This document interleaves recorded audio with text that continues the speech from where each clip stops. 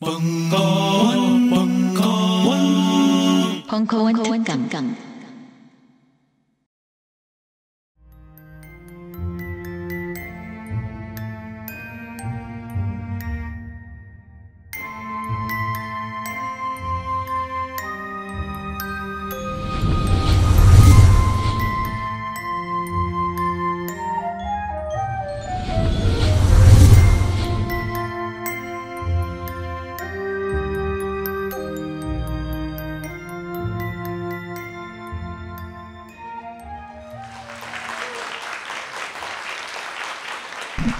오늘 칼세건 살롱 2016은 이제 두 번째 시간, 두 번째 편을 보고 지난번처럼 강연도 듣고 질의응답도 하고 그런 코너가 되겠고요.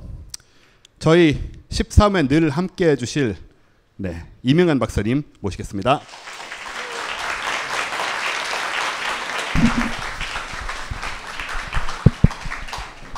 잘 지내셨어요, 박사님? 네, 안녕하세요. 박사님 머리 엄청 기셨네요. 네, 이제 많이 길었어요. 이렇게 앞으로 좀 해보세요. 한 풀면 어떤 모습이 되시나요? 네, 풀면 거의 뭐 한대수. 네, 제 2강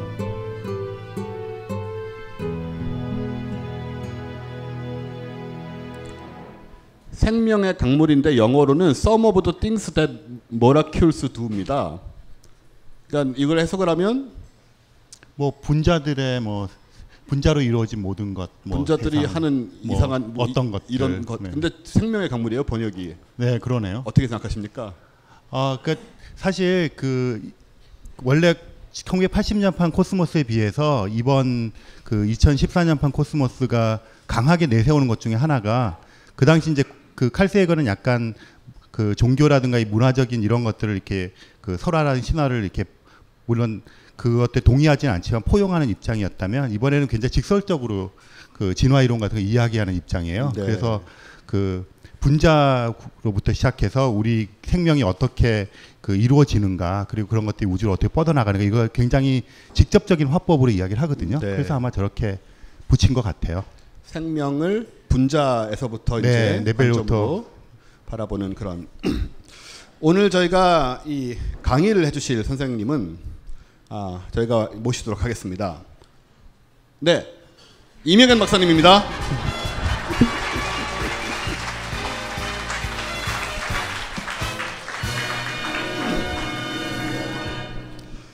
아마 저희가 이런 날은 오늘밖에 없지 싶은데, 그죠? 네, 뭐 그렇겠죠. 아니면 뭐 또 항상 저는 대기하고 있습니다. 이명환 박사님이 원체 사방으로 박학다식하시기 때문에 저희가 게스트에 문제가 있거나 뭐 오지 못하거나 하는 경우에는 그냥 땜빵으로 언제든지 지난번에 영상이 뭐 문제가 있으면 제가 항상 중간에 나섭니다.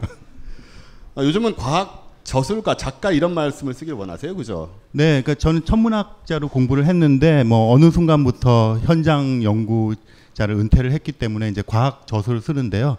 그러니까 과학자도 빼버리면 되지 않을까 점차적으로. 저술가요, 네. 그냥? 뭐 작가 뭐. 작가. 네. 연말에 중년 남성을 위한 책이 나올 거거든요. 그래서 뭐 중년 남성을 위한 책이 나오신다고요? 네, 중년 남성들이요, 뭐 이렇게 좀 멋지게 살자, 뭐 이런 거. 정말요? 네, 사실 네. 올해 말에 나올지 내년에 나올지 모르는데 그 미모의 여성분이랑 같이 쓰고 있어요. 그래서 그러니까 더 의심스러운데요. 일단 저희가 영상을 먼저 좀 보도록 하겠습니다. 이번 영상은 이 편은 말씀드린 대로 생명과 관련된 우주보다도 생명과 관련된 부분이 주된 테마가 되겠고요. 오늘은 홍승수 교수님도 안 계시는데 우리 코멘터리 한번 좀 해볼까요?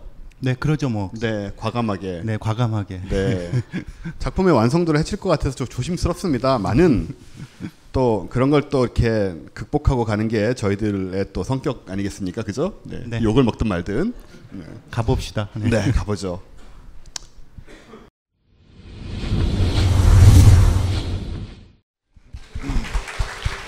자, 뭐 이런 걸 보게 되면 우리가 정말 대단한 존재라는 생각이 네, 그렇죠. 안 들 수가 없잖아요. 좀 숙연해지기도 하죠. 네. 네. 또 우주가 왜 두 가지 감정을 경험하게 돼요. 우주가 너무너무 크고 너무 거대하니까 굉장히 작다는 그런 생각을 하다가도 이런 얘기를 보면 우리가 얼마나 기적적인 존재고 얼마나 놀라운 존재 또 반대의 감정을 또 갖게 되잖아요. 네, 한 번이라도 삐끗했으면 우리는 없잖아요. 없죠. 예. 그렇죠. 특히 많이 얘기하는 게 6,500만 년 전에 그 소행성 안 떨어졌으면 그렇죠. 다 파충류들이 앉아가지고 네, 전부 다 악어 껍데기 하고 예, 이렇게. 예. 그래서 참 그 수많은 우연과 진화와 그리고 행운과 때로는 불행과 불운과 저는 뭐 행운을 타고난지는 모르겠어요. 뭐 괜히 이런 소리를 이상 소리. 아무튼 네. 그런 생각을 하게 되는데 지금 보신 거는 우리가 보신 건 이제 생물의 탄생 그리고 진화 그렇죠? 네. 그리고 우리가 거기에서 또 다른 생물들이 어디에 위치하고 있는가 또 이런 얘기인데 사실 진화에 대해서는 우리가 오해를 하는 게 굉장히 많지 않습니까? 그렇죠. 그런 것들을 굉장히 일목요연하게 잘 보여주는 네. 것 같아요. 네. 그러니까 인간이 그 작은 나뭇가지 끝에 하나에 있을 뿐이다. 만물의 영장이 아니라 네, 그런 건 굉장히 진화적으로 잘못된 관점이거든요. 그리고 이제 저희가 특별히 모신 그 이명환 작가께서 네. 여기에 대해서 얘기를 해주시면서 또 더 나아간 얘기를 좀 더 해주실 거죠. 이제. 네, 뭐 다큐멘터리 네. 보셨으니까 이걸 다 설명할 필요는 없을 것 같고요. 네네. 몇 가지 말씀하신 대로 좀 짚고 넘어갈 것들 짚고 네. 그 다음 어떻게 될 것인가 이런 네. 이야기를 좀 그 다음 네, 네, 우리 다음엔 합니다. 뭐가 올 것인가. 네, 그렇죠. 이렇게 네 오늘의 주인공 개입니다. 그 제가 아는 천체 사진가 황인준 선생님이신데요. 그 제가 아는 개 중에서 가장 뭐라 그럴까요? 그 행복하다 그러면 좀 이상할 수도 있고 그 뭐라 그럴까요? 나무늘보 아시죠? 거의 저는 제 딸하고 맨날 저희가 꿈꾸는 게 나무늘보의 삶인데 항상 그게 너무 부럽고 그러는데 거의 나무늘보 수준으로 살고 있는 애예요. 그래서 먹고 자고 이거 다리 벌린 거 보세요. 이렇게 폼을. 근데 이런 개가 있게 된 것 아까 보셨지만 이거 육종이라 그러지 않습니까? 또 이렇게 저희가 계속해서 그래서 사실은 그 진화라고 하는 것을 그 다윈이 이제 종의 기원도 내세우면서 진화 이론이 확립되었지만 사실 그 사람들은 역사적인 과정을 통해서 이미 진화라는 것을 알고 있었고 내재적으로 그리고 그것을 이용해서 이런 애들까지 만들어내고 있었던 거예요. 그래서 그 종의 기원이라는 책도 사실은 읽어보신 분들 있으시겠지만 저는 한 20번 정도 시도해서 간신히 읽었어요. 한 20번 읽으신 게 아니고 네, 중학교 때부터 시작해가지고 20년 후에 처음으로 완독을 했는데 그 이유가 뭐냐면 번역의 문제도 물론 있지만 오래된 책이기도 하고 처음에 나오는 1장부터 나오는 게 뭐냐면 육종 이야기예요. 개랑 비둘기가 나오는데요. 개와 개를 해서 개가 나오고 근데 무슨 개와 무슨 개를 접해서 무슨 개가 나오고 무슨 비둘기와 무슨 비둘기를 접해서 무슨 비둘기가 나오고 이럴 거 아니에요. 근데 번역하시는 분이 하다가 지치신 것 같아요. 그러니까 비둘기 종류가 얼마나 많습니까? 뭐 까만 가슴털 비둘기와 뭐 빨간 깃털 비둘기가 해서 뭐가 나왔다 이거 하다 보니까 나중에는 그냥 비둘기가 이렇게 되는 거예요. 근데 굉장히 지루할 정도로 육종 이야기가 나옵니다. 왜냐하면 그 당시에 육종이 굉장히 중요한 작업이었고 그래서 심지어는 종의 기원을 내던 그 출판사에서는 뒤에 진화 이론 다 빼버리고 육종만 내자. 그럼 이거 대박이다. 네, 그랬었다고 합니다, 사실. 그러니까 이게 굉장히 중요한 거고 우리 그 생활 속에 내재되어 있던 것이고요. 그래서 조금 이따 제가 자연 선택과 인위 선택 잠깐 짚고 넘어가겠지만 이미 우리는 알게 모르게 하고 있었고 사실은 인간만이 아니에요. 그런 그 육종이랄까? 인위 선택 아니에요. 이게 조금 하도록 하겠습니다. 인터넷을 뒤지다 보니까 이런 애가 나오더라고요. 지구가 황폐화해서 자갈밭이 되면 얘는 살아남겠죠. 네, 이런 게 자연 선택의 메커니즘을 지금 하는 겁니다. 1편에 보시면요. 1편과 2편 차이가 그러니까 1980년 코스모스 판을 보시면 굉장히 서사적이에요. 그게 아마 칼 세이건이라고 하는 사람의 취향이기도 한데 여기서는 이제 개를 가지고 개가 어떻게 우리에게 찾아와서 늑대가 찾아와서 개가 되었는가 했는데 그 1980년 판에서는 인위 선택 이야기를 거기서도 먼저 하는데 그 대상이 된 게 얘예요. 예, 거의 사람처럼 생기고 심지어 어떤 그 싸움을 잘하는 무사들처럼 생기지 않았습니까? 이게 일본에서 그 나오는 투구개라고 부르는 건데요. 그 얘가 이렇게 처음부터 생긴 게 아니라 그 일본의 어부들이 뭐 거기에는 이제 1편에 의하면 뭐 굉장히 비운의 그 영주랄까 뭐 왕에 대한 전설이 있어요. 그래서 그런데 바다에서 개를 잡는 겁니다. 일본의 어부들이 잡는데 잡아서 보니까 사람 얼굴이랑 좀 비슷하게 생겼어요. 그럼 먹기가 좀 꺼림직하잖아요. 그러니까 걔네는 놔주고 등이 밋밋한 애들만 먹기 시작한 거예요. 그러다 보니까 그 근처 바다에서는 계속해서 점점점 사람 얼굴 닮은 애들만 살아남고 밋밋한 애들은 다 잡아먹는 거예요. 그래서 지금은 그 지역에서 이런 애들이 나오기 시작한 거예요. 거의 사람처럼. 뭔가 이렇게 우린 닮은 걸 먹기가 좀 꺼림직하잖아요. 인삼 빼고. 그러니까 그래서 이런 것들도 일종의 인위선택입니다. 아까 개를 그 육종을 시켜가지고 이렇게 하는 것도 인위선택이지만 이런 식의 우리가 무심코 하는 행동들 또는 인간의 가치관이 투영이 하는 행동들 다 인위선택이거든요. 이런 식으로 인위선택을 하면서 나아가는 진화가 있고요. 사람만 그런 것이 아니고요. 사실은 개미들도 가축을 키웁니다. 그 진드기 같은 애들 키우는데요. 진드기 같은 애들이 혼자서 못 움직이고 개미가 이렇게 잡아가지고 끌고 가서 나뭇잎에다가 이렇게 나무줄기에 갖다 놔요. 그럼 얘들 막 갉아 먹은 다음에 똥을 쌉니다. 배설을 하죠. 물을 배설을 해요. 그럼 그걸 개미들이 따가지고 자기랑 먹어요. 갖고 가서. 그러니까 말하자면 우리가 젖소를 키워서 우유를 가지고 인간의 그 아이들을 키우듯이 개미들은 진드기들을 이렇게 진드기 농장인 거죠. 그렇게 해가지고 그 하고 진드기는 자기 혼자 이렇게 못 다니지 않으니까 어떤 종류의 진드기들이죠. 그러니까 걔네들은 그 개미에 의해서 이동하고 먹을 곳이 있는 곳으로 가게 되고 거기서 먹고 이런 가축을 기르는 마치 인간이 젖소를 기르거나 소를 기르거나 돼지를 기르거나 그런 관계가 그 곤충이나 동물들 사이에서도 존재를 해요. 그러니까 넓게 보면 그런 것도 인위선택의 결과라고 볼 수가 있잖아요. 그래서 인위선택이 그 우리에게 굉장히 삶 속에 파고들어 있고 이해하기 쉬워서 이제 자연선택을 설명하기 위해서 예를 들긴 하지만 또 어떤 면으로 생각해 보면 자연선택이라고 하는 큰 것은 아까도 뭐 설명이 잘 나왔지만 그 적응하는 과정이잖아요. 그래서 각 개체가 적응하는 것이 아니라 여러분이랑 제가 이렇게 다 같이 있는데 그냥 극단적으로 아까처럼 하얀 색깔 사람이랑 까만 색깔 사람이라고 곰처럼 해봅시다. 그런데 갑자기 빙하기가 온 거예요. 그래서 그러면 하얀 색깔을 갖고 있는 곰들이 살아남을 확률이 높으니까 여러분이랑 제 1세대에서 2세대, 3세대 가면서 개체가 늘어나는 거죠. 그래서 자연선택이라고 하는 거는 제가 갑자기 포켓몬처럼 뿅뿅뿅뿅뿅 이렇게 진화하는 것이 아니라 진화라고 하는 것은 이 집단에서의 개체 수가 바뀌는 거예요. 우리가 50대 50이었는데 그 다음에 가니까 하얀 곰이 80대 20이 되고 그러다 보니까 다 하얀 곰이 되어버리는 이런 과정을 거친 것을 진화라고 하고 그렇게 살아남는 것을 적응이라고 합니다. 그렇게 만드는 메커니즘은 환경에 적응하는 메커니즘을 자연선택이라고 부르는 거고요. 그렇게 환경에 적응하는 메커니즘을 우리가 인간이 인위적으로 했다 그래서 인위선택이 되는 거고요. 네, 어떻게 돌아가는 메커니즘인지 아시겠죠? 네, 그래서 이것도 이제 그런 과정이고요. 아까 진드기 같은 것들을 생각하면 이게 조금 경계가 애매해질 수도 있는 것 같아요. 그러니까 자연선택이라고 하는 큰 룰에 인위선택이라고 하는 것도 사실은 그 일부가 아닐까 그런 생각도 저는 좀 해보는 것이 그 인간이라고 하는 것도 결국은 자연에서 적응해낸 존재고 그것의 결과로서 우리가 이런 과학기술 문명을 발달시킨 거 아닙니까? 그러면서 가축을 키우고 개를 길들이기 시작했는데 그렇다면 그런 과정까지도 더 포괄적으로 자연선택의 범위에서 뭐 그러면 이제 인위라는 자연이라는 게 경계가 무너지는 거잖아요. 그런데 이제 물론 굉장히 중요한 차이가 있습니다. 개미라든가 또 이런 애들은 어떤 분자 단위나 원자 단위까지 가서 그 자체를 바꾸는 건 아니지 않습니까?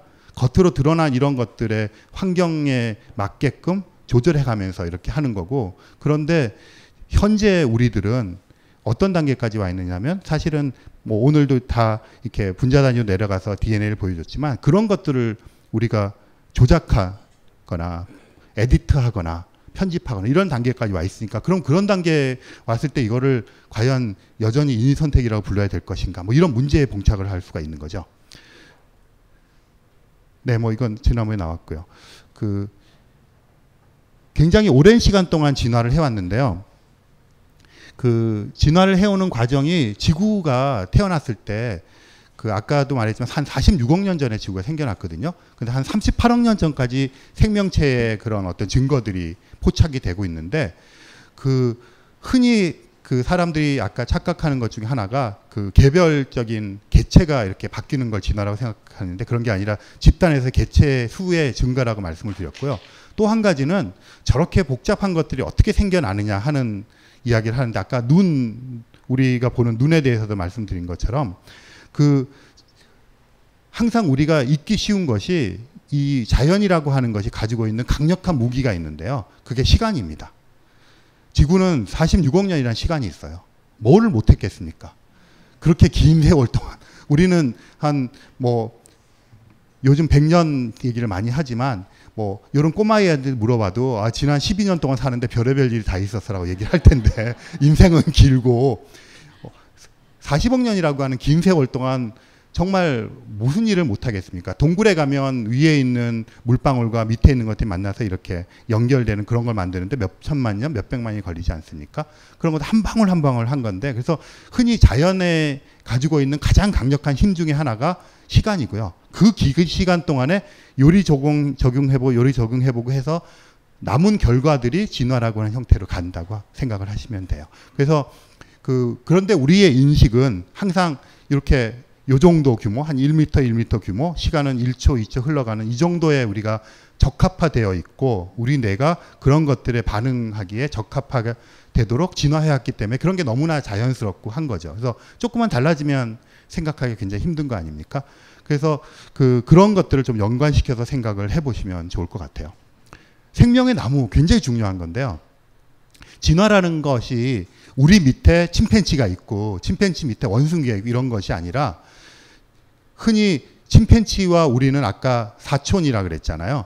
둘이 이렇게 쭉 한 600만 년을 올라가면 공동 조상이 있습니다. 그러면 걔는 침팬지도 아니고 인간도 아니에요.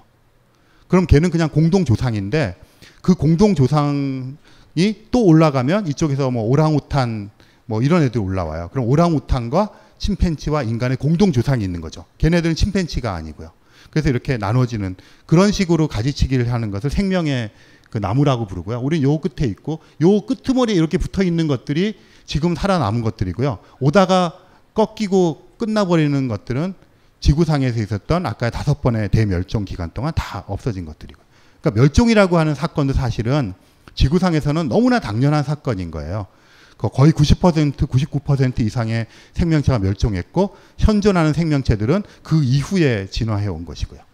한 가지만 더 말씀드리고 다음으로 넘어가겠는데요. 종이 지금 진화라는 얘기를 하잖아요. 그럼 아까 하얀 곰하고 갈색 곰하고 차이가 있는데, 종이 분화되었다 이렇게 하잖아요. 그러니까 분화되었다는 얘기는 종이 달라졌다는 얘기고요. 그건 진화했다는 얘기나 마찬가지입니다. 그런데 종이라고 하는 구분이 어떻게 되는가 하는 기준은 아주 명확하지는 않아요. 그런데 이렇게 생각을 해봅시다. 리차드 도킨슨이라는 분이 종이라고 하는 것에 정의를 하기 위해서 이런 예들을 많이 들어요. 여러분이나 지금 저는 현대를 살고 있는데요. 할머니의 할머니 이렇게 계속 올라가 봅시다. 조상으로. 그래서 예를 들어서 1500년, 한 500년 전쯤에 우리 할머니의 조상인 어떤 여자나 남자분이 있다고 생각을 해봅시다.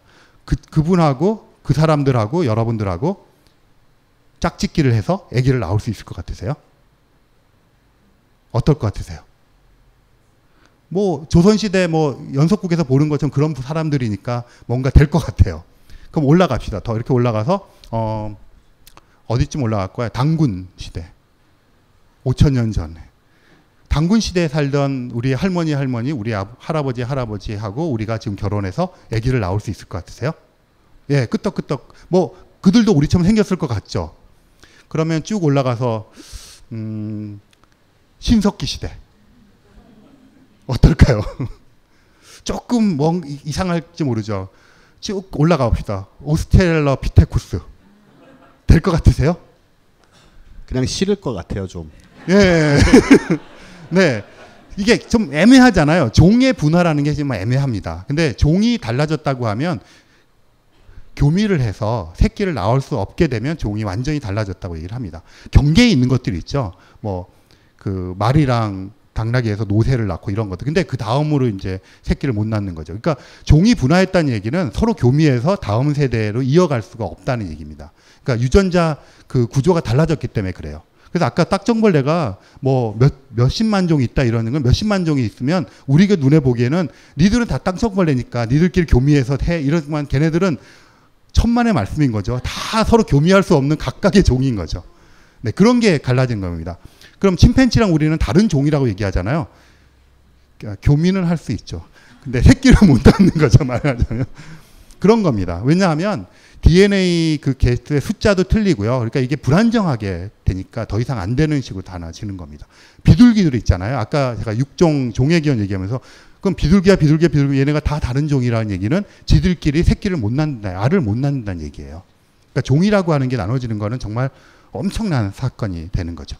네, 이 정도로 하면 조금 이제 진화에 대한 설명이 되었을 것 같고요. 한편으로 개 같은 경우에 뽀매하고 도사견 얘네는 사실 같은 종이잖아요. 네, 그러니까 겉모습하고는 또 굉장히 다르죠. 이거는 걔네들은 새끼를 낳을 수 있는 거죠. 걔네는 새끼를 낳을 수가 있어요. 어떤 애가 나올까요?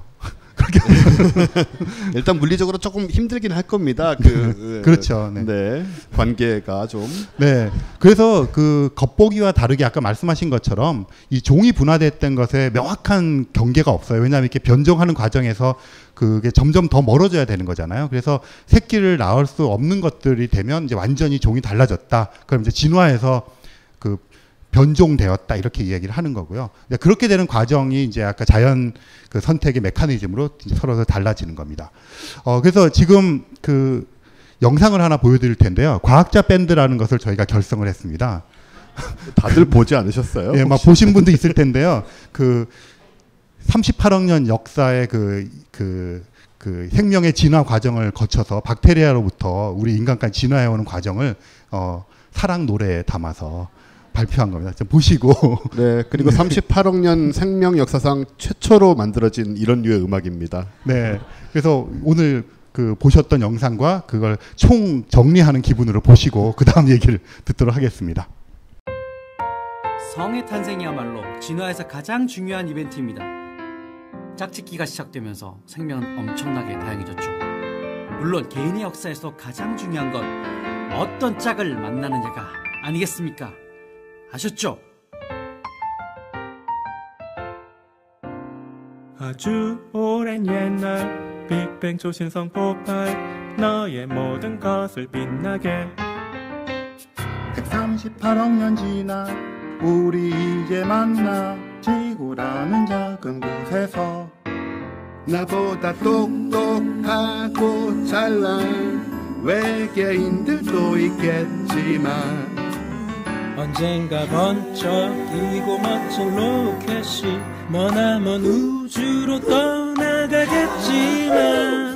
그래도 빛보다 빨리 날 수는 없기에 찾지 못해 만나지 못해 이 넓은 우주 속에 우리 함께 있어 다소 팽창하더라도 서로 멀어지지 않아.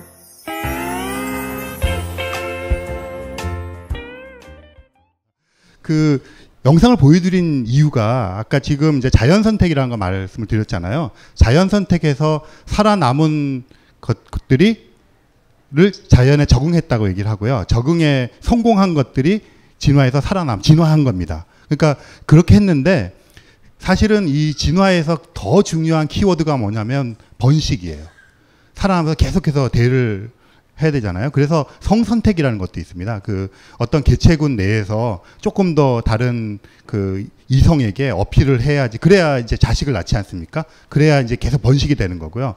그래서 이 번식이라고 하는 키워드가 사실은 그 이 진화에서 어떤 그 가장 중요한 화두이기도 하고 마지막 키워드이기도 해요. 그래서 모든 그 진화하는 개체들의 행위는 번식을 향해 있게 됩니다. 그래서 그런 거를 그냥 적절하게 표현하고자 노력했던 거고요. 코스모스 1980년 책에 보면 이런 구절들이 있습니다. 생명에 대한 이야기를 사실은 1980년 코스모스 다큐멘터리를 같이 보시면 좋을 것 같은 게요. 이 2014년 판은 정말 깔끔하게 그 진화 이론에 대한 또 생명에 대한 아주 기본적인 이야기들을 깔끔하게 정리를 해놨다고 생각을 해요. 근데 1980년 판 코스모스는 굉장히 서사적이거든요. 서사적이고 의미를 더 중시했던 것 같아요. 그래서 같이 보시면 훨씬 더 풍성하게 그 코스모스를 이해하실 수 있을 것 같은데 이런 말이 있습니다. 아까 말씀드린 대로 이 시간이라는 게 굉장히 중요한데요. 생명이라고 하는 것은 시간만 충분히 주어지면 필연적인 사건이다. 이게 굉장히 우연히 발생하는 것인데 뭐 여기 지난 시간에 혹시 오셨던 분이나 다음 주에 그 혹시 이제 팟캐스트 나가면 홍승수 교수님의 강연을 들으시면 우연과 필연이라고 하는 게 인간의 언어이지만 이 자연에서 우주에서는 어떻게 우연과 필연이 한꺼번에 섞여서 하나의 사건으로 우리가 다가오는가 이런 것들을 그 느끼실 수가 있거든요. 그래서 이 모든 우연으로 뭉쳐 있으면서 내려오고 방향성이 없는 사건이지만 이것들이 필연적으로 나타날 수밖에 없는 그것을 가능해 주는 것이 시간이에요. 그래서 그 시간이라는 것이 얼마나 이 진화에 있어서 또는 자연의 어떤 변화에 있어서 중요한 것인가 하는 걸 다시 한번 말씀을 드리고요. 그 다음에 이 부분이 굉장히 중요한데요. 여기서도 이제 어떤 그 새로운 문을 멸종의 전당에서 이렇게 놓기도 했지만 이런 것 같습니다. 사실 우리가 생명의 본질에 대해서 알고 싶은 것은 기원에 대한 문제잖아요. 우주의 기원에 대해서 궁금해하는 것처럼 우리 자신의 당장 우리 조상은 누굴까 이런 것들 생각해서 그게 더 보편적으로 넓어지면 지구에서의 생명체의 기원으로 가고 그러면 그런 것이 아주 자연스러운 과정을 통해서 외계의 생명체에 대한 기원으로 나아가게 되는 그런 과정이 있을 겁니다. 근데 모든 질문들이 과학적인 질문들이 거대 담론의 질문들이 뭐 굉장히 과학적이고 굉장히 어떤 시대를 반영하고 이런 것 같지만 또 한편 살펴보면 굉장히 오래된 우리들의 근원에 대한 질문인 것 같아요. 그래서 이런 도대체 나는 누구인지 뭐 이런 것들을 파헤치는 그래서 수도 없는 철학적인 질문들이 쏟아졌을 테고요. 그것에 대해 답을 하기 위해서 뭐 지난 시간에 여러 번 나왔었지만 전설이라든가 신화라든가 종교라든가 이런 것들이 이야기를 해주고 답을 해주려고 나름 노력을 했고 이제 우리는 과학이라고 하는 어떤 도구를 갖게 됐고 그것을 통해서 저 오래된 질문에 현대적인 대답을 해보려고 하는 것 같아요. 네, 그런 과정이라고 생각을 해주시면 좋을 것 같습니다. 용어 이제 자연 선택, 인위 선택 아까 얘기하셨죠. 그래서 이런 그 자연 선택이나 인위 선택이라고 하는 것은 생각해 보면 굉장히 간단한 메커니즘이잖아요. 그 환경이 주어져 있고 그 환경에 적응이 잘 되는 개체들은 남고 못 되는 건 도태가 되고 그것이 몇 세대가 흘러가면 개체 수가 많아져서 그렇게 종이 변해간다 하는 게 자연 선택이고 그것을 인간이 어떤 목적을 가지고 참여를 하게 되면 인위 선택이 되고 꼭 인간만이 아니라 그 동물들도 그들의 목적에 의해서 가축을 키우는 그런 식으로 하는 것이 인위 선택이었다. 그러면 아까 잠깐 말씀드린 대로 지금이 그러니까 어느 시대든지 사실은 변곡점이었을 거예요. 우리가 그 나무에서 내려와서 들판을 떠돌게 되는 그런 선택을 해서 침팬지와 우리가 갈라지기 시작하는 그런 선택을 했을 때도 우리 호모사피엔스에게는 어떤 변곡점이었을 테고 지금도 변곡점이었을 텐데 그 옛날의 변곡점과 지금의 변곡점에 차이가 있을까 없을까는 굉장히 논쟁적인 질문일 거라고 생각해요. 하지만 이런 건 분명한 것 같아요.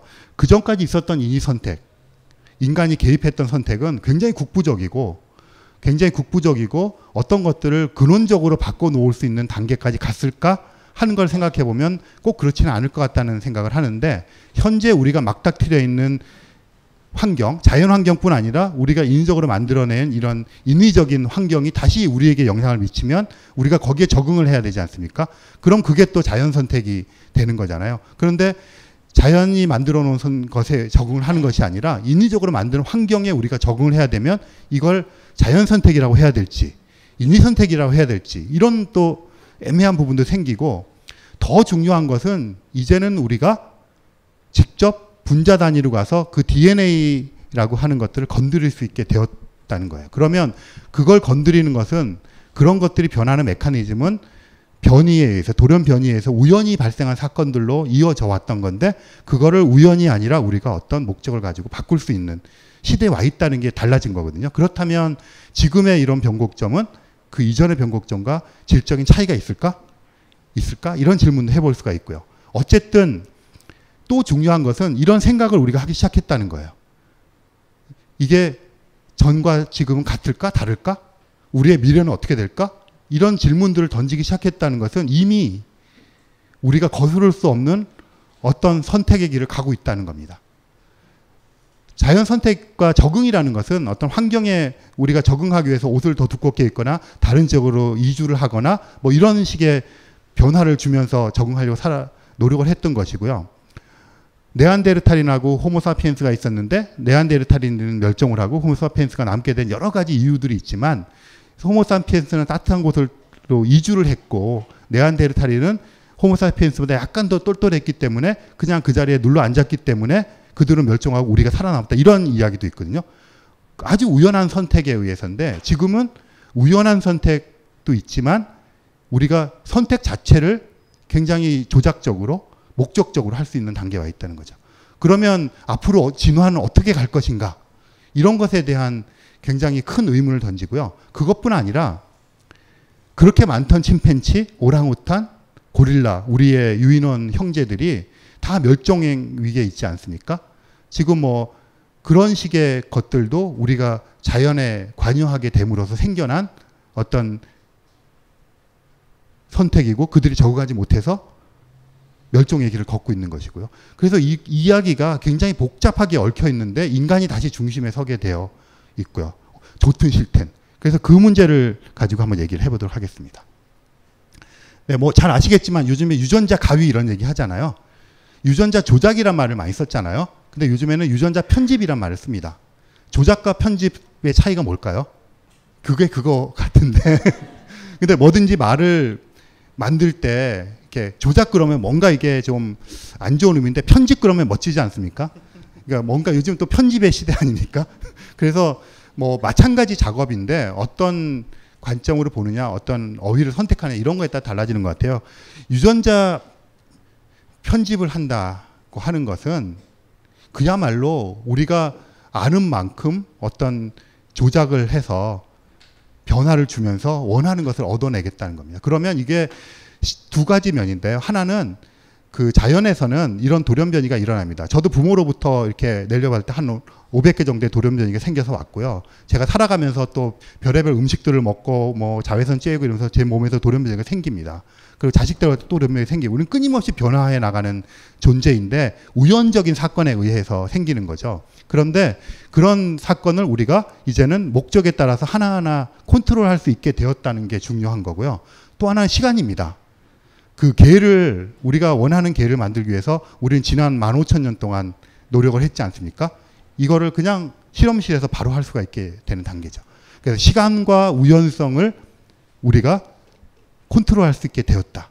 그럼 이거는 굉장히 뭐 인위선택이라고 부르기도 좀 모한 어떤 강력한 단어가 있어야 될 것 같은 그런 느낌에 와 있고 실제로 인간 배아를 가지고 영국에서 성공을 했고요. 그런 단계까지 와 있습니다.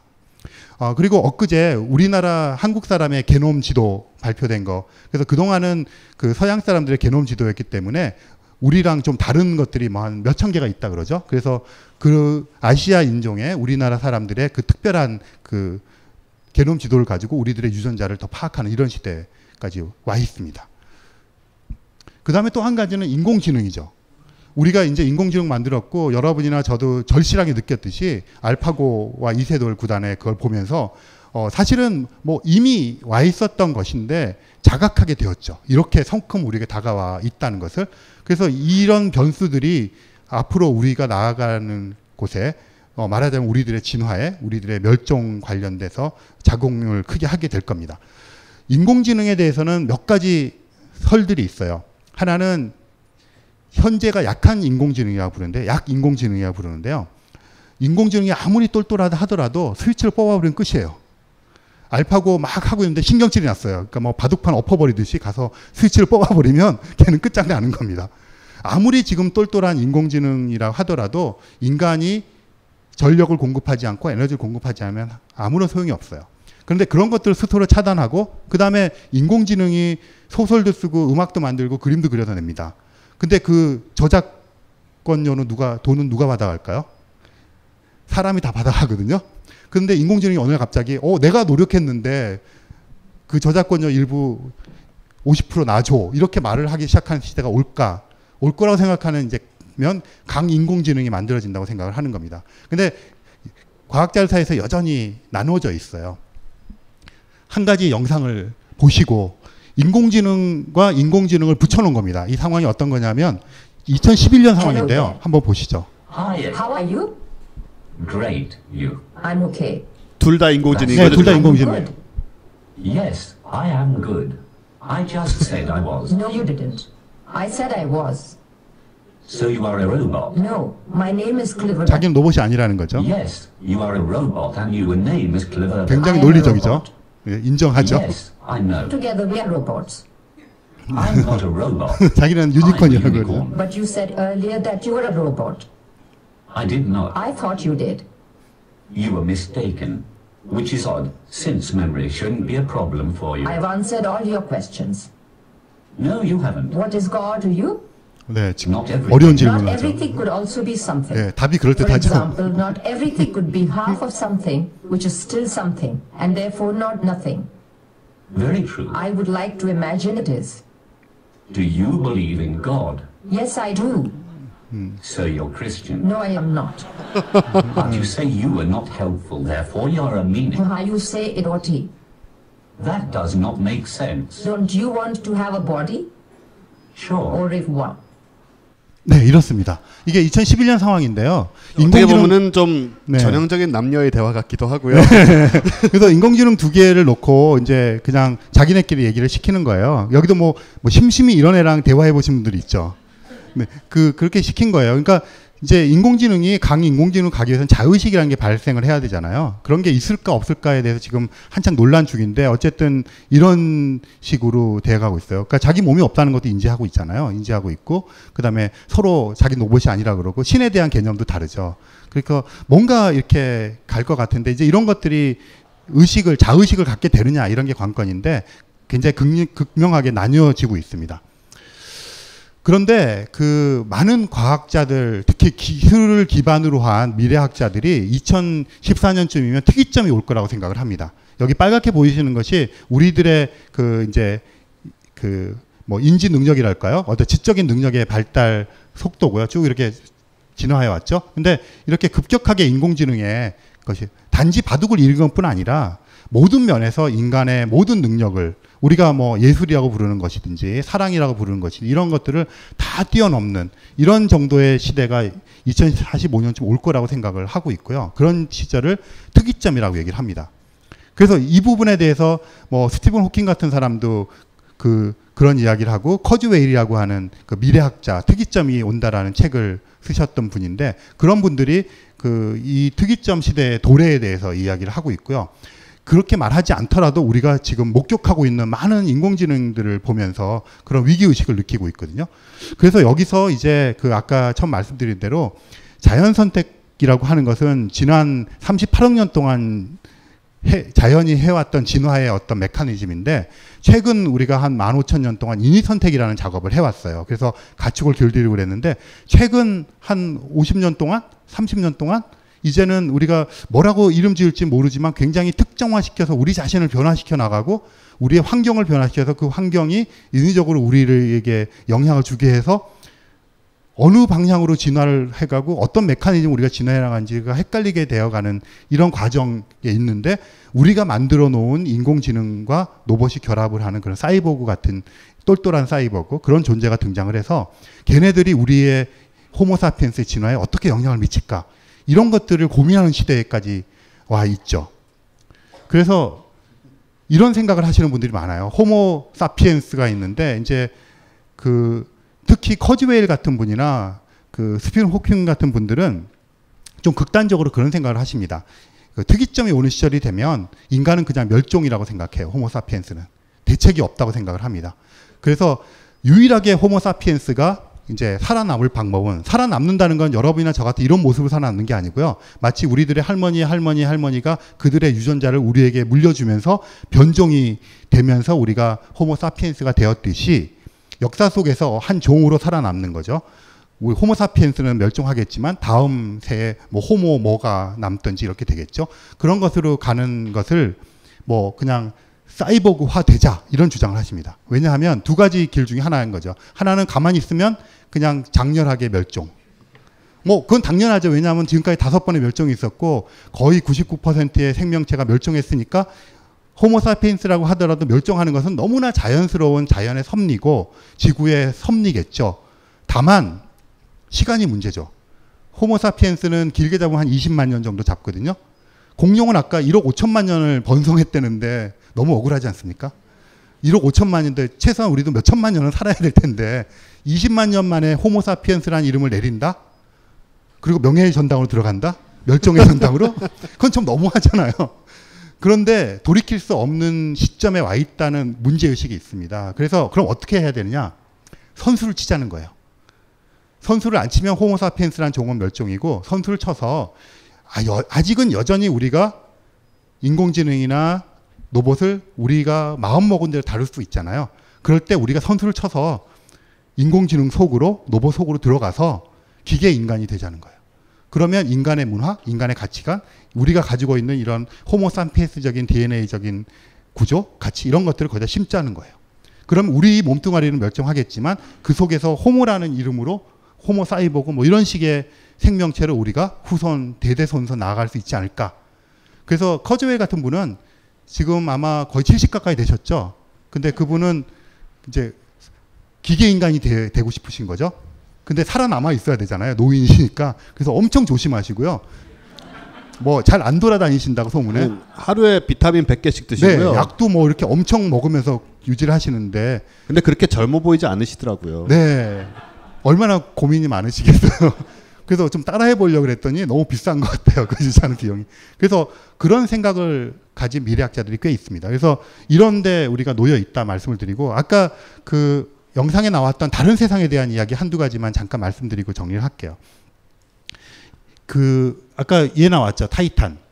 근데 그 태양계 내에서 그 액체 상태의 물이든 액체 상태에 뭐가 있으면 액체 상태라는 게 되게 중요하거든요. 왜냐하면 어떤 분자들이 자유롭게 이동할 수가 있고요. 수용성이라 해서 물과 물에서는 어떤 반응이 잘 일어나거든요. 그래서 어떤 바다가 있다든가 물이 아니더라도 액체 상태의 것이 있으면 훨씬 더 이동하기가 쉽고 서로 만나기가 쉬워서 분자들끼리 결합이 쉬워지니까 생명체가 발생할 수 있는 확률이 되게 높아져요. 그래서 이런 애들 주목하고 있는데 엔셀라두스는 토성의 위성인데 여기 이렇게 뿜어져 나오는 게 그 빛이 아니고요. 물이에요. 그 이게 간헐천이라 그러죠. 밑에 있는 물이 이렇게 지각을 뚫고 나오는 겁니다. 땅을. 그래가지고 막 물론 나오자마자 추우니까 얼어붙겠죠. 그리고 요 타이탄 얘는 아까 보신 것처럼 그렇고 유로파라는 애가 요즘 주목을 받고 있습니다. 요게 타이탄인데요. 달보다 조금 큽니다. 요 정도 규모의 그 토성의 위성인데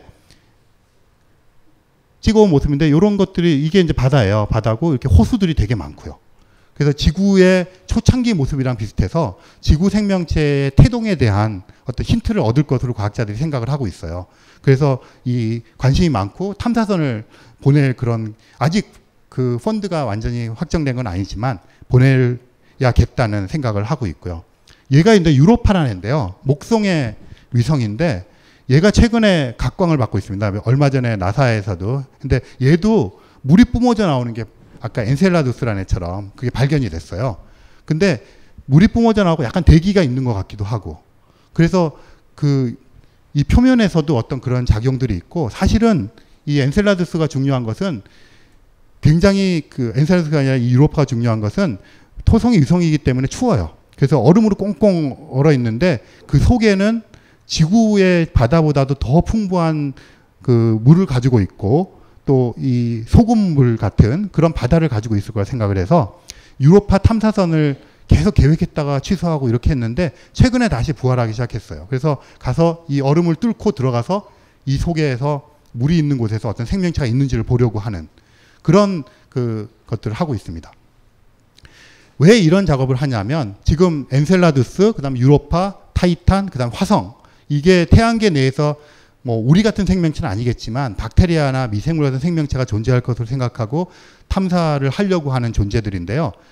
우리가 알고 있는 전 지구상, 전 우주에서의 생명체는 지구 생명체밖에 없어요. 현재. 화성에 많이 있을 거라는 개연성 있는 증거들이 많이 있지만 실제로 발견하지 못했어요. 근데 이 발견이 갖는 의미는 굉장히 큽니다. 우리는 지금 지구 생명체밖에 모르기 때문에 DNA라고 하는 것이 뭐 한 20개 정도의 아미노산으로 이루어진 단백질로 구성되어 있다고 생각하는데 만약에 화성이나 타이탄이나 유로파에서 박테리아나 미생물이 발견되었는데 지구랑 똑같은 아미노산으로 구성되고 그런 DNA가 발견된다 그러면 우리는 이제 두 개째 발견하는 거잖아요. 근데 하나와 두 개의 차이는 하나일 때는 무슨 말을 못 해요. 근데 두 개가 되면 이제 막 뻥을 칠 수가 있어요. 온 세상이 다 그런 것처럼. 그래서 두 개가 되면 이제 보편화의 길로 나갈 수가 있거든요. 그래서 그러면 지구랑 똑같은 거니까 온 우주에 지구와 똑같은 생명체가 있을 가능성에 대해서 이야기할 수가 있고요. 만약에 그곳에서 발견되는데 지구랑 비슷하지만 약간 다른 게 있으면 이제는 생명이라고 하는 정의, 생명이라고 하는 것에 대한 특성이 굉장히 다양화될 수 있는 가능성을 이야기할 수 있기 때문에 이 두 번째가 굉장히 중요해지는 겁니다. 역사적으로 그런 예가 토성의 고리인데요. 제가 아니면 여기 나이 드신 분들 보면 어릴 때 배울 때 토성의 고리가 있다고 배웠는데 전 우주에서 유일하다 그랬어요. 토성의 고리가. 그런데 보이조가 가보니까 목성에도 고리가 있고요. 천왕성에도 고리가 있고요. 해왕성에도 고리가 있어요. 심지어는 소행성에 고리가 있는 것도 발견이 돼요. 그래서 지금은 큰 거대 기체 행성에는 모두 다 고리가 있다고 생각해요. 우주 보편적이라고 생각을 합니다. 두 번째 목성의 고리가 발견되는 게 그렇게 중요하거든요. 그래서 이 하나와 둘 사이에서 여럿이 가게 되면 보편성을 얻게 되는, 그래서 그 생명체 탐사가 그만큼 굉장히 중요한 것이고 그 발견이 어쩌면 우리 세대에 몇십 년 내로 올 것으로 임박해 있는 것이라고 생각을 해서 한편으로 굉장히 기쁘기도 하고요. 좀 두렵기도 하고 설레기도 하고 그렇습니다. 네, 일단 여기까지 마치겠습니다. 감사합니다.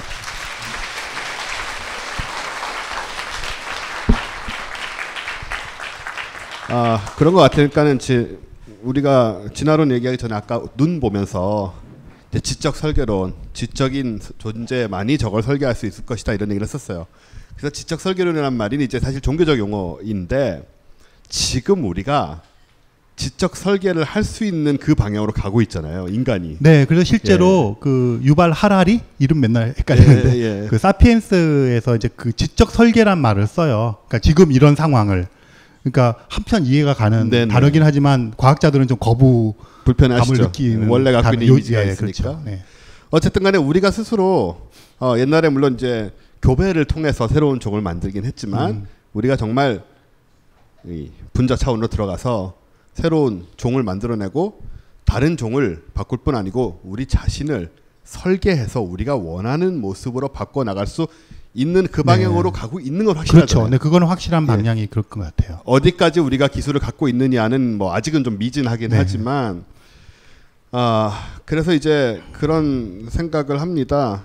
그래서 앞으로의 진화라는 것은 다른 생물보다도 이제 특히 인간의 진화라는 것은 그 기술과 생명의 변화의 어떤 섞임이 되지 않을까. 네, 맞습니다. 그런 의미에서 또 하신 말씀이다. 네, 그리고 한 가지 뭐 얘기 안 했지만 그 합성 생물학이라는 게 있어요. 그러니까 세포 같은 것들을 인위적으로 만들어내는 겁니다. 근데 그게 만들어내서 실험용으로 쓰는데 세포를 만들어내면 얘네가 생명이 갖고 있는 여러 가지 특성을 해야 되잖아요. 그 복제를 해야 되고 그다음에 에너지를 받아 생체 에너지를 해서 배설을 해야 되고 번식을 해야 되고 이런 것들을 갖추는 그 생명체를 만들어내는 걸 합성생물학이라고 그러거든요. 그건 또 굉장히 다른 쪽에서 우리에게 침투해 오는 것이라서 굉장히 다양한 형태의 어떤 섞여 있는 예측하기 힘든 식의 진화가 앞으로 이루어질 거라고. 네. 스타트랙처럼 되지 않을까요? 거기다 이제 인공지능 기계까지 등장을 하고 있고요. 그래서 제가 어디 가서 4차 산업혁명 얘기를 간혹 하게 되더라고요. 이상하게. 그 얘기를 할 때 저를 불러주세요. 근데 이렇게 저는 말씀을 드려요. 오늘의 주제하고 완전히 맞는 얘기인지 모르겠지만 어차피 로봇 얘기도 나오고 인공지능 얘기도 나왔으니까 여러분 이제 우리 그런 의심 많이 했잖아요.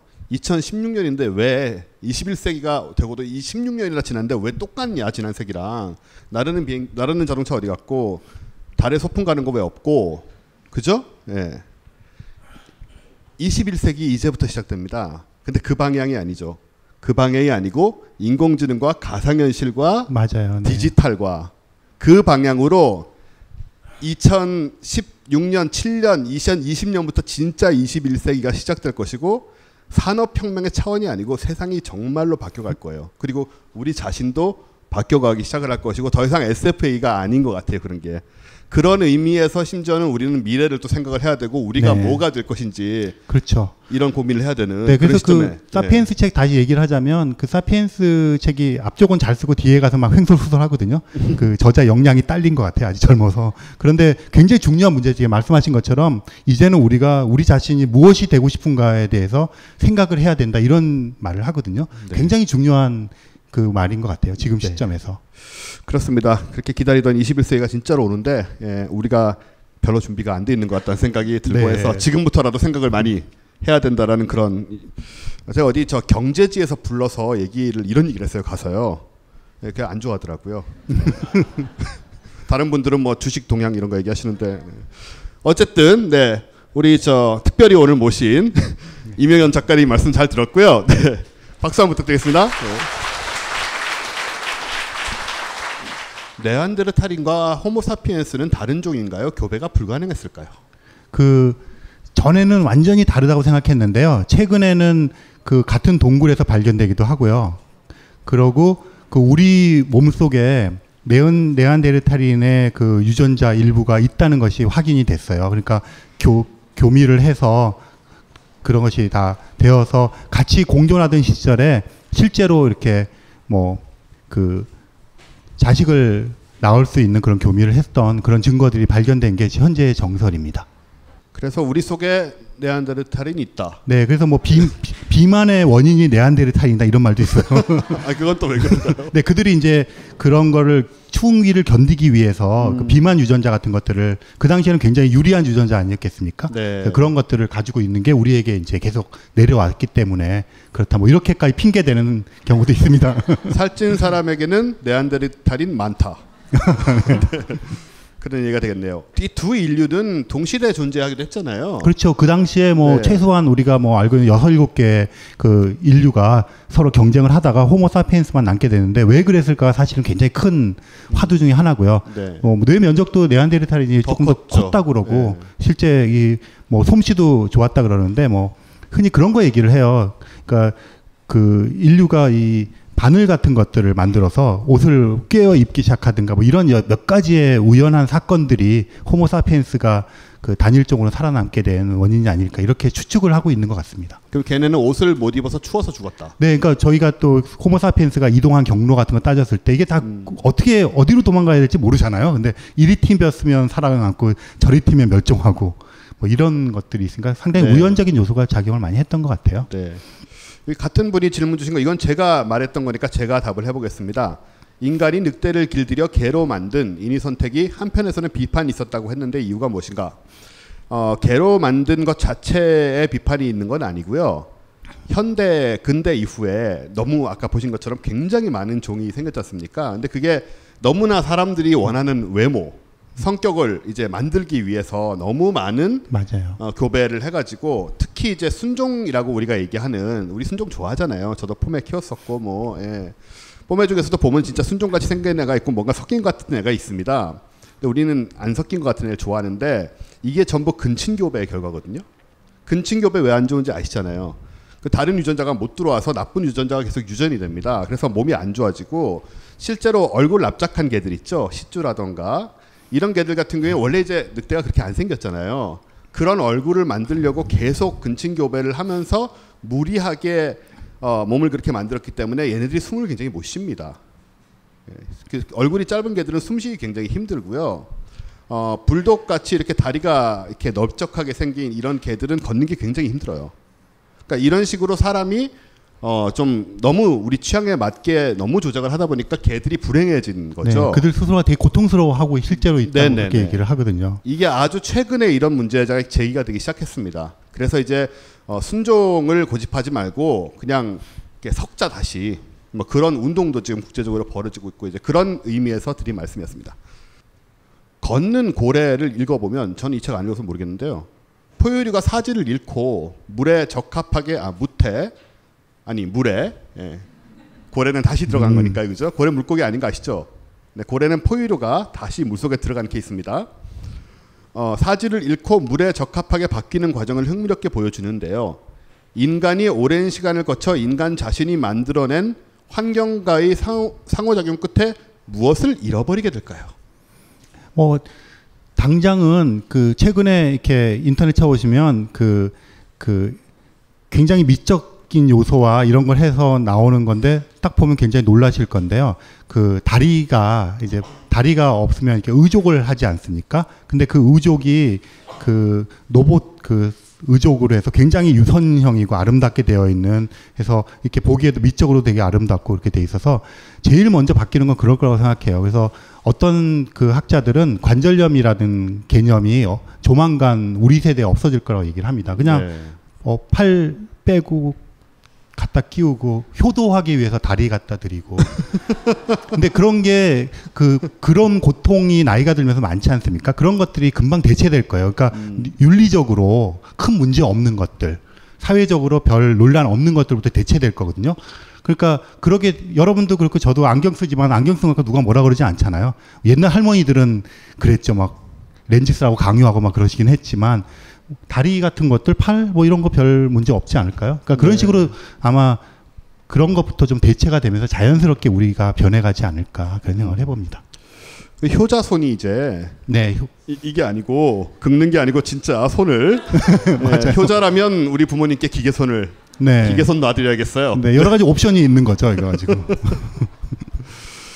예, 그러게요. 우리만 해도 거기에 좀 거북살스러운 느낌이 있는데 우리 다음 세대들은 또 쉽게 자연스럽게 받아들여서 우리한테 이제 효자손을 강요할지도 모르는. 네, 맞아요. 예, 모르겠어요. 저는 갖고 싶은지 안 갖고 싶은지 모르겠습니다. 근데 그 방향으로 좀 뭔가 변해가는 거 분명한 사실이고. 네, 그리고 실제로 이렇게 올림픽이 끝나고 나면 장애인 올림픽을 하지 않습니까? 그런 것처럼 이제 그 등급별로 하잖아요. 근데 이 기계 팔이라든가 이런 거 기계의 몸을 갖게 된 사람들의 그 올림픽이 그게 2017년이면 내년 아니에요? 원래 그중에 열린다 그랬거든요. 스위스에서. 그러니까 재활병원에서 주최를 하는데요. 그러니까 그 정도로 이제 보편화되기 시작했다는 것이고, 이렇게 물론 정착하는 게 아니라 입는 그 로봇 옷인데요. 그 로봇 팔을 그런 건데 일본에서 의료보험 체계 속으로 들어갔어요.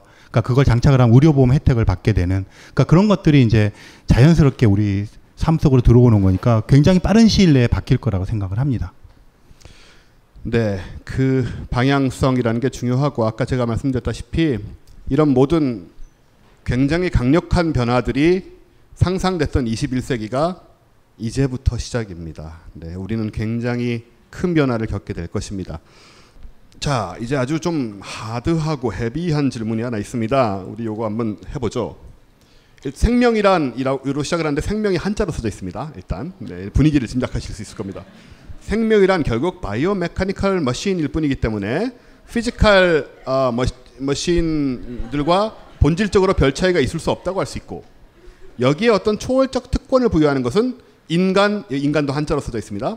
인간 중심주의, 주체 중심주의적 자아 환상의 연장이라 해야 할 것입니다. 동의합니다. 그죠? 사실 그렇죠. 네네. 그런데 아직 질문 안 나왔습니다. 그죠? 네.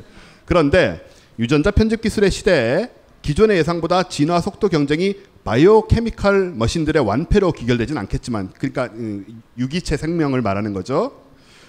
여전히 인간의 이해 수준이 바이오케미컬 제네틱스보다 피지컬 디지털 인포메이션 테크놀로지에 대한 이해가 월등하고, 한마디로 이 생명은 잘 모르고 우리가 디지털 이런 건 좀 더 잘한다는 그런 말씀이라고 생각하면 될 것 같아요. 대한 이해가 월등하고 현격한 격차 때문에 결국 바이오케미컬 머신들의 진화 경쟁에서의 패배가 확실시된다 할 것입니다. 아직 질문 안 나왔습니다. 그런데 이 진화 속도 경쟁에서의 패배가 왜 멸종으로 전망되는지 이해가 안 됩니다. 커즈와일이나 호킹 교수님 등은 어떤 근거로 인간과 기계 간의 적대성과 폭력성을 예상하고 계시는 건가요? 오히려 포스트 휴먼이나 트랜스 휴먼 같은 제3의 중간종으로 변화해 나갈 가능성이 더 크지 않을까요가 이제 질문인데요. 아까 사실은 우리가 조금 모호하게 얘기한 부분이 있어서 그 부분에 대해서 한번 말씀을. 그러니까 뭐 트랜스 휴먼이나 포스트 휴먼이라는 말을 쓰는데요. 그러니까 멸종한다고 하는 이야기는 일단 호모사피엔스의 우리 같은 탄소 기반의 몸뚱아리가 존속하지 못할 것이라는 데 대한 컨센서스가 있는 거예요. 그러면 이 상태가 왜냐면 꼭 그 인공지능으로 만드는 사이보그라든가 그런 것들이 우리에게 위험한 되겠느냐? 꼭 그렇지 않을 수도 있다는 거예요. 예를 들어서 우리가 만들어내고 있는 지금의 인공지능들의 그래도 방향이 어떻게 튈지 모르잖아요. 그들이 갖게 될 자의식이 어떤 것이나 그들의 가치관이 어떻게 될지 모르지만, 그들 입장에서 인간을 우리가 생각하는 것처럼 뭐 인간적인 배려라든가 뭐 이런 걸 생각하는 것이 아니라 그냥 단순하게 어떤 대상으로 생각을 하게 되면 그 대상이 별 의미 없거나 필요 없어지면 그냥 제거하거나 없애버리는 것은 굉장히 간단한 문제라고 생각이 될 수도 있고요. 뭐 그런 면에서도 그럴 수가 있고, 이게 꼭 인간을 우리를 만들어낸 인간이니까 그들을 격퇴해야 돼 이런 것이라기보다는 공존해서 살기 힘든 구조들이 있지 않습니까? 뭐 하다못해 어떤 에너지원을 소비하는 문제라든가 이런 것들에 충돌이 생겼을 때 굉장히 쉽고 아주 간단한 논리로 우리가 필요가 없어지는 시절이 올 수도 있다는 그런 것이죠. 그러니까 그럴 때 투쟁해서 할 수 있는 능력이 있겠느냐 이런 의문을 제기하는 것이고요. 포스트 휴먼, 트랜스 휴먼이라는 게 이제 그 자체가 가지고 있는 말이 아까 커즈웰 같은 사람이 말한 것처럼 그들과의 결합을 이야기를 하는 거예요. 결합이라는 것을 통해서 기계와 유기체의 결합을 통해서 이제 다음 세대의 새로운 종으로 태어나자는 거니까 그렇게 되면 뭐 그거를 호모사피엔스의 종말이라고 할 수 있으되 이어져 나가는 어떤 계통으로 설명을 할 수가 있으니까 뭐 호모사피엔스의 어떤 아이덴티티를 가지고 간다 이렇게 말을 할 수 있지만 저는 뭐 개인적으로는 그렇게 가나 저렇게 가나 마찬가지 아니라는 생각을 해요. 그러니까 기계 인간이 되는 것에 대해서는 저는 되게 재밌을 거라고 생각을 하고 저도 되고 싶은데 커즈웰처럼 돈이 없어서 버틸 수는 없지만 그때까지. 그런데 한번 해볼 만한 작업이 아니겠냐 이렇게 개인적인 생각은 하지만 그런 것들이 꼭 호모사피엔스 종의 어떤 아이덴티티를 지켜나가는 것인가에 대해서는 의문이고요. 그래서 질문을 굉장히 심각하게 하셨지만 그런 심각한 질문은 굉장히 인간적인 질문이라고 생각을 하고요. 우리가 그동안 해왔던 방식으로 인간 사회에서 인간의 어떤 경쟁 구도에서 우리가 어떤 문명끼리 충돌해서 문제 제기했던 것이지만 그런 질문 자체가 어떤 사이보그의 시대에는 무력화될 거라고 생각되고요. 다른 어떤 가치 체계에 의해서 될 건데 그 가치 체계는 굉장히 무목적적일 수 있겠다. 그런 게 제 개인적인 생각입니다. 인공지능이 꼭 이제 자의식을 갖게 되면은 굉장히 많은 윤리적 문제가 발생을 하게 되죠. 저것이 생명이냐 아니냐. 즉 우리가 뭐 일을 시키려고 만들었는데 얘가 자기 자신을 인식해요. 그래서 우리처럼 뭐 욕망도 있고 감정도 생기고 이렇게 해버리면은 더 이상 우리가 마음대로 부려먹는데 의문이 생기잖아요. 그죠? 자유를 논할 수 있고. 그럼 이제 여기서 이제 두 가지로 갈리겠죠. 우리는 너는 우리가 만들었으니까 우리 마음대로 해야 된다. 너는 복종해라. 하지만 너는 한편으로는 너는 네 나름대로 생각하고 느낄 수 있는 존재니까 너에게도 권리가 있겠지. 이런 식의 갈등이 생길 수도 있고요. 그리고 심지어는 아까 말씀하셨지만은 강한 인공지능이 안 생겨도 인공지능이 합리적으로 판단해서 네. 이 전체적인 사회를 위해서 뭐가 옳으냐, 뭐가 가장 합리적이냐. 인구의 절반을 제거해야겠다. 네. 그럼 나머지 절반은 굉장히 우수하게 시뮬레이션을 했을 때 수만 년 후까지도 정말 훌륭한 문명을 뭐 발전시키는 그런 존재가 되겠구나라는 결론을 내릴 수도 있다라는. 그러니까 실제 그 정도까지는 아는데 발생하는 것 중에 하나가요. 지금 이렇게 어떤 펀드나 주식을 사고 파는 것들 대부분 인공지능들이 하고 있거든요. 알게 모르게. 그런데 어떤 일이 벌어지냐면 얘네들이 판단하는 속도가 되게 빨라요. 그래서 보통 이렇게 뭐 사자 이렇게 해서 사자고 하네요. 저쪽에서도 사자 팔자 막 이럴 거 아니에요. 그러니까 보통 이제 그런 것들이 큰 경우는 이제 추세를 보고 얘네들이 프로그램이 돌아가지만 최종 컨펌은 사람들이 하는데 사람들이 하지 못하게 어떤 역정보가 있는 거예요. 얘네들이 이제 지금 뭐 빅데이터라 그러죠. 그런 걸 막 추적을 해가지고 어떤 정보를 파악해서 사고 팔고 이런 걸 결정을 하는데 예를 들어서 그런 게 있죠. 굉장히 문화적인 차이인데 뭐 유럽에서 쓰는 영어 단어와 미국에 쓰는 영어 단어가 틀린 거예요. 그래서 이쪽에서 미국으로 어떤 청년이 놀러 가면서 어떤 단어 쓰는데 제가 단어 잊어버렸는데 뭐 예를 들어서 히트라는 단어 썼다 그러면 때린다는. 근데 그게 그냥 얘네 말로는 미국에 가서 걔네들 뭐 젊은 애들 내가 장악하겠어 뭐 이런 뜻을 쓴 건데 미국을 침공한다 뭐 이런 뜻으로 인공지능이 오해를 한 거예요. 그래가지고 주식을 막 건드렸어요. 그러니까 이쪽에서 방어한다 그래가지고 순식간에 거래가 이루어져 버려가지고 아무도 손 쓸 수 없는 사이에. 그러니까 그런 일들이 발생하는 것이 나중에 말씀하신 대로 훨씬 더 전략적인 곳으로 가게 되면 말씀하신 그런 문제가 발생을 할 수도 있죠. 우리가 손 쓸 틈 없이. 네. 세상이 변하는 얘기를 하면서 제가 하나 보여드리고 싶은 게 생겼어요. 그래서 지금 인터넷을 찾았는데요. 이거 바로 어제입니다. 어제 마크 저커버그 아시죠? 페이스북의 창립자이자 사장인 마크 저커버그가 이제 가상현실 기계를 새로 프레젠테이션을 했습니다. 바로 어제. 그게 이제 페이스북이 오큘러스라는 가상현실 기계 회사를 샀고요. 살 때 저는 이제 당연히 페이스북이 이걸 산다는 거는 그 소셜 네트워크와 연결을 지으려 할 것이다라고 생각을 했어요. 그걸 어제 마크 저커버그가 전 세계에 보여줬습니다. 어떤 수준으로 이게 가능해질지. 그 동영상을 재미삼아 인공지능만큼이나 앞으로 세상을 21세기로 끌고 갈 것이 가상현실 기술이기 때문에 일단 보도록 하죠. 저희 마크 저커버그가 보는 영상 화면입니다. 지금. 저 두 사람은 실제 사람이에요. 다른 데서 접속하고 있어요. We're in virtual reality right here at Oculus Connect. 사람들이 다른 곳에서 지금 접속해 있는 겁니다. How's it going? Hey, Mark. It's great to see you. Hey, Mark. You guys too. You know, 인사하고 your avatars look a lot better than the last time that you showed me. 표정도 만들 수 we 있습니다. have faces now and bodies, and we even look like ourselves.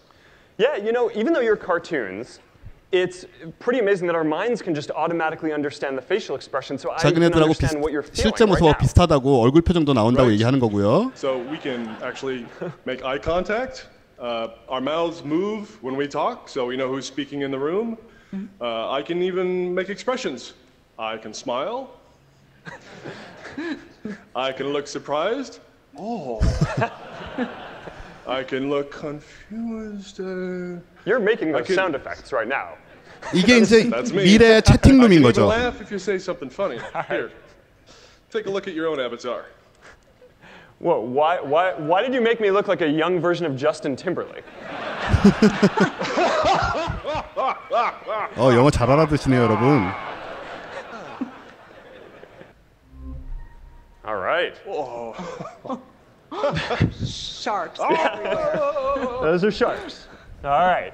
That's a lot of sharks. All All right, how about we go somewhere else? How about we go to another planet, say Mars? Wait a second. Mike, didn't you say that was going to cost billions and we'd all probably die? Not in VR. Oh, phew. Welcome to Mars. Well, What about Facebook offices? That great sounds idea. great. All right. 지금 마크 저커버가 Okay. 고르는 겁니다, 지금. All right, here we are back. Back on Earth. 페이스북 사무실로 So here we 왔어요. go. This is my People office walking. in the at Facebook. How about Oh, here you try go. something completely different? You know, when I was in school, I actually used to fence. 학교에서 got 펜싱을 another one of these? 배웠대요. I can do one better. Check this out. I will just make my own. Draw this really quick, like this. Go like so, and then go like that. All right. I'm good. Haha. Swish, swish. Clang, clang. 방송금 나왔습니다. look what I've got, guys. I think you win. 비디오를 같이 보세요. Now, unlike on the phone, I can zoom this up to any size we'd like. Check it There you out. go. That's- Somewhat like our own private movie theater. 전화를 저렇게 해봤습니다. 가상현실 안에서요. Hi. How's it going? 부인이에요, 부인. Good. Why do you look like Justin Timberlake? Anyways, how's Beast doing? 같이 이제 Alright, 셀카를 let's, 찍습니다. 가상현실 do this. 안에서 Gotta get 그 the angle 안에 right. 화면으로 나온 부인과 자기 아바타와 가상현실 셀카를 Alright. 찍어요. Here, let's check out these photos. 저것이 곧 상업화될 겁니다. 그럼 우리는 채팅방 저런 채팅방에 들어가서 사람들하고 만나고 저러고 놀 거고, 예, 그런 세상이 오기 때문에 제가 21세기가 이제 시작된다고 말씀을 드린 거예요. 다음번에는 말씀드린 대로 장대익 교수님이 나오십니다. 저희 한때 과학책 있는 저녁을 같이 했던 이 트리오가 다시 한번 만나서 이런 제목으로 지식이 두려움을 정복할 때, 여러분 저희가 하는 얘기에 익숙하신 분들은 저게 어떤 얘기인지 대충 아실 겁니다. 우리의 무지와 미망과 혼란들이 과학을 통해서 어떻게 정리되고 두렵고 무섭던 것들이 어떻게 확인되어서 우리가 그것들을 이해하고 우리 자신과 세상을 이해하게 되는가, 그런 과정들, 과학의 방법론, 아마 이런 얘기를 다루게 되지 않을까 생각이 되고요. 네, 저희 칼 세이건 살롱 2016 두 번째 시간 이 정도에서 마치겠습니다. 여러분 감사합니다.